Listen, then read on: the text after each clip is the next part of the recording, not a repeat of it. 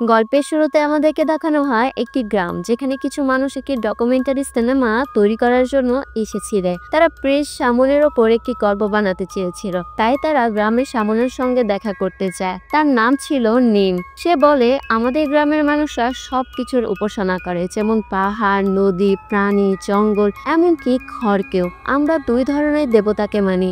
এক ধরনের দেবতা ভালো, যারা মানুষের কল্যাণ করে, আর অন্যদিকে খারাপ দেবতা, যারা মানুষের ক্ষতি করে। আমাদের দেবতা এক ভালো দেবতা, যিনি শতাব্দী ধরে আমাদেরকে রক্ষা করছেন। তিনি আমাদের পরিবারের কাউকে তার মাধ্যম হিসাবে বেছে নেন। এখানে মাধ্যম বলতে সেই মানুষকে বোঝায় যার মাধ্যমে দেবতা মানুষের সাহায্য করে। শামুন নিজেই দেবতার মাধ্যম হিসেবে নির্বাচিত হয়েছে। তিনি আগে অনেক কষ্ট ভোগ করেছেন এবং এখন মানুষের জীবন রক্ষা করা এবং তাদের কষ্ট দূর করাই তার কাজ। একদিন শামুনের বড় বোনের স্বামী হৃদরোগে মারা যান। তার বোনের পরিবার সম্পর্কে জানায় যে কোনো এক অভিশাপের কারণে তার পরিবারের সবাই মারা যাচ্ছে। এখন তার বোনকে এই সব কিছু সহ্য করতে হচ্ছে। শামুন তার বোনের বাড়িতে যান। বোনের পরিবারের সব সদস্য মারা গিয়েছিল, কেবল তার বোন এবং তার বোনের মেয়ে মিং বেঁচে ছিল। মিং এর আচরণ শামুন একেবারেই পছন্দ করত না, কারণ সে সব সময় রাগী থাকতো। এক রাতে নিম মিংকে ডাকছিল, কিন্তু মিং কোনো উত্তর দেয় না। তখন শামুনের নজর পড়ে মিং এর ওপর। সে একজন অন্ধ বুড়ি মহিলাকে ঘরে নিয়ে যাচ্ছিল, আর সকালে দেখা যায় সেই অন্ধ বুড়ি মহিলাটি মারা গিয়েছে। এই সব কিছু দেখে শামুন মনে করেন যে তার বোনের মেয়ের মধ্যে কিছু সমস্যা আছে। তাই পরের দিন তিনি আবার তার বোনের বাড়িতে যান এবং মিং এর ঘরে তল্লাশি শুরু করেন এবং কিছু অদ্ভুত জিনিস পান, যা স্পিরিট বা ভূত প্রেতের সাথে সম্পর্কিত। এটি দেখে শামুন তার বোনকে জিজ্ঞেস করেন, তোমার ঘরে আসলে কি ঘটছে? কিছু সমস্যা আছে, তাই না? কিন্তু তার বোন কোনো উত্তরই দেয়নি। তারপর শামুন তার বাড়ি থেকে চলে আসে।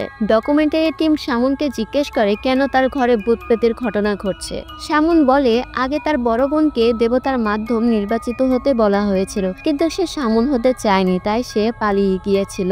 তারপর আমরা মিংয়ের মাকে দেখতে পাই, যিনি মাংস বিক্রি করতেন। তার কাছে যখন ডকুমেন্টারি টিম আসে এবং জিজ্ঞেস করে যখন তাকে দেবতার মাধ্যম হিসেবে নির্বাচিত করা হয়েছিল তখন কি ঘটেছিল, সে বলেন, তখন থেকে আমার মাথায় সব সময় ব্যথা থাকতো, আমি দুর্বল হয়ে গিয়েছিলাম, তাই আমি শামুন হতে অস্বীকার করেছি এবং পালিয়ে গিয়েছিলাম। তারপর আমি পুরোপুরি সুস্থ হয়ে উঠি। তারপর টিম জিজ্ঞেস করে, যদি দেবতা এর পরের মাধ্যম আপনার মেয়েকে নির্বাচন করে তাহলে আপনি কি করবেন? এটা শুনে সে রেগে যায়। এবার আমরা মিংকে দেখি, যার আচরণ শিশুর মতো হয়ে উঠছে। একদিন সে খুব বেশি ড্রিঙ্কস করে অফিসে আসে এবং সেখানেই ঘুমিয়ে পড়ে। সকালে অফিসের কর্মীরা এসে তাকে জাগায়, কিন্তু তার অবস্থা খুবই খারাপ ছিল। তার রক্তপাত শুরু হয়। এই অবস্থায় সে বাড়ি ফিরে যায় এবং তার মা এটি দেখে অনেক চিন্তিত হয়ে পড়ে।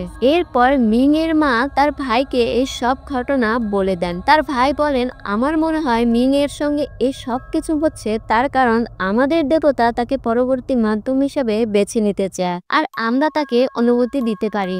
আর অন্যদিকে মিংকে অফিস থেকে বের করে দেওয়া হয়, কারণ সে প্রতিদিন অফিস বন্ধ হওয়ার পর সেখানে দিয়ে অদ্ভুত কাজ করত। অফিসের ক্যামেরায় এই সব কিছু ধরা পড়েছিল।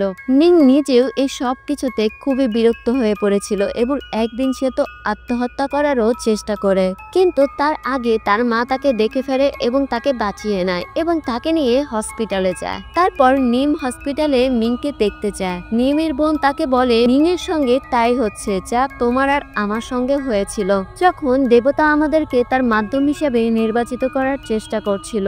এটা শুনে শামুন বলে, এটি কোনো অশুভ আত্মার কাজ। এই সব কিছু যাচাই করার জন্য শামুন আবার তার বোনের বাড়িতে যান। সেখানে যেয়ে সে জানতে পারে তার বোনের ছেলের মৃত্যু কোনো দুর্ঘটনার কারণে হয়নি, বরং সে নিজেই নিজের জীবন শেষ করেছে। শামুন সেই স্থানে গিয়ে তার বোনের ছেলের আত্মাকে ডেকে জিজ্ঞেস করে, তুমি কেন তোমার বোনকে কষ্ট দিচ্ছ?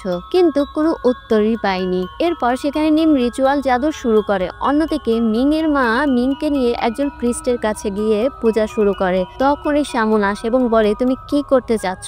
এটা দেখে মিং রাগ করে সেখান থেকে চলে যায়। এরপর সবাই তাকে খোঁজাখুঁজি শুরু করে, কিন্তু কেউই তাকে খুঁজে পায় না।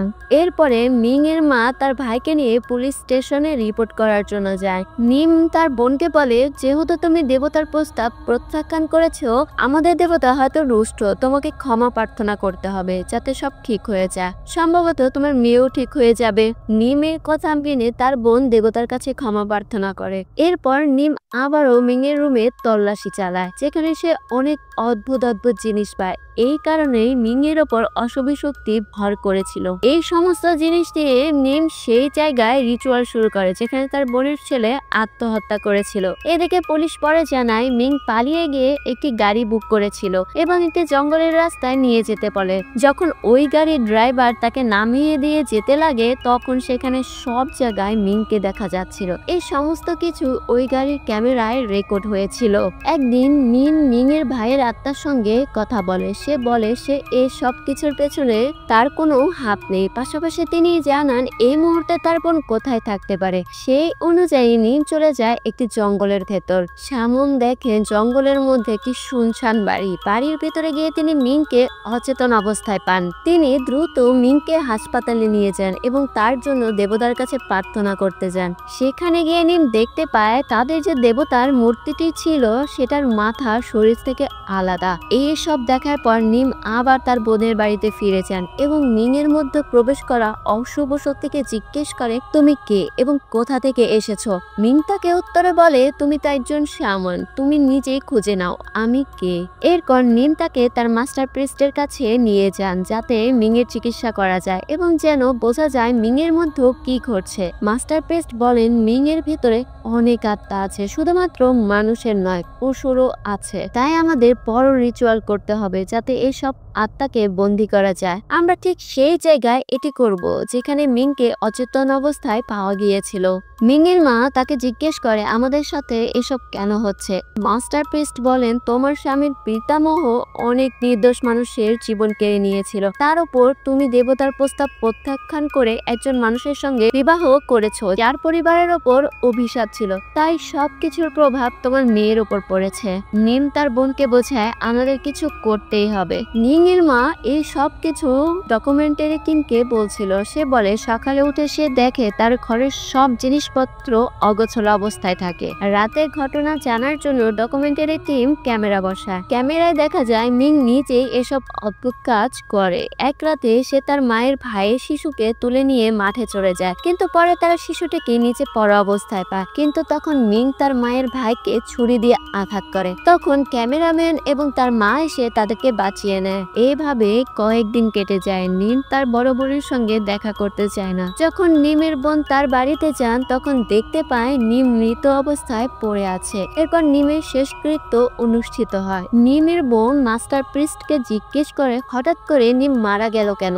মাস্টার প্রিস্ট বলেন এ ব্যাপারে আমি কিছুই জানি না, নিমের মৃত্যুর রহস্য কেউ জানতে পারে না। এরপর মাস্টার প্রিস্ট বলেন যেদিন আমরা রিচুয়াল করতে চেয়েছিলাম সেই দিনই এই রিচুয়ালটি করতে হবে। এরপর সেই শুনশান বাড়িতে রিচুয়ালটি শুরু করা হয়। এরা এই সবগুলো আত্মাকে মাটির পাত্রে বন্দি করে জ্বালিয়ে দেবে। রিচুয়াল সম্পন্ন না হওয়া পর্যন্ত মিংকে তার ঘরে বন্দি রাখতে হবে। তার ঘরের দরজায় কিছু বসানো হয় যাতে সে বা অন্য কেউ দরজা খোলার চেষ্টা করতে না পারে, পরিস্থিতি যাই হোক না কেন। অন্যদিকে রিচুয়াল চলছে। মিং এর মার ভেতরে সমস্ত আত্মাকে ডেকে একটি মাটির পাত্রে বন্দি করে। ঠিক তখন মিং এর ঘরের কোনো শিশুর কান্নার আওয়াজ শোনা যায়। ক্যামেরাম্যান মায়ের ভাইয়ের স্ত্রীকে বোঝানোর চেষ্টা করে তোমার বাচ্চা ওই ঘরের ভেতরে নেই, কিন্তু সে কারো কথাই শোনে না এবং দরজাটি খুলে দেয়। তখন মিং এসে তার ওপর আক্রমণ করে এবং তাকে হত্যা করে। এটি আসলে ওই আত্মাদেরই একটি চাল ছিল। মাস্টার প্রিস্ট যখন রিচুয়াল শেষ করে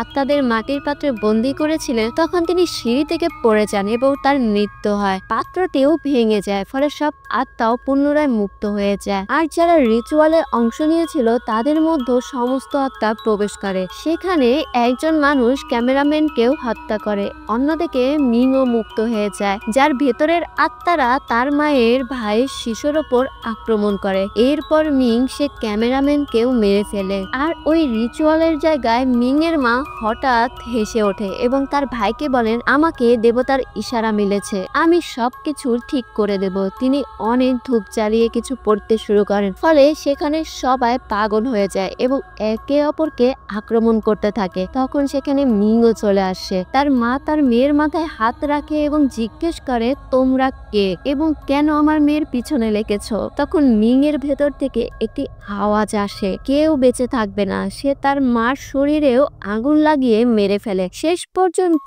ডকুমেন্টারি রেকর্ড করা ক্যামেরাম্যানকেও হত্যা করে, ফলে ক্যামেরাটি নিচে পড়ে যায়। শেষ ভিডিওতে দেখা যায় মিম যখন পূজা করছিল হঠাৎ থালি নিচে পড়ে যায়। ক্যামেরাম্যান জিজ্ঞেস করলে শামুন বলে, আমি অনুভব করছি দেবতা আর আমার সঙ্গে নেই, কারণ আমি ওই পরিবার এ সাহায্য করছি। আমি জানি অনেক কিছু ভুল হচ্ছে, তাই আর কাউকে সাহায্য করতে পারবো না আমি। এরপর সে কিছু খেয়ে আত্মহত্যা করে। এভাবে এই গল্পটি এখানেই শেষ হয়ে যায়। আশা করছি আপনাদের কাছে আমার এক্সপ্লেনেশনটি ভালো লেগেছে। যদি ভালো লাগে তাহলে অবশ্যই ভিডিওটিতে একটি লাইক দেবেন, আর চ্যানেলে যদি নতুন হয়ে থাকেন তাহলে অবশ্যই চ্যানেলটি সাবস্ক্রাইব করে যাবেন। Thanks for watching.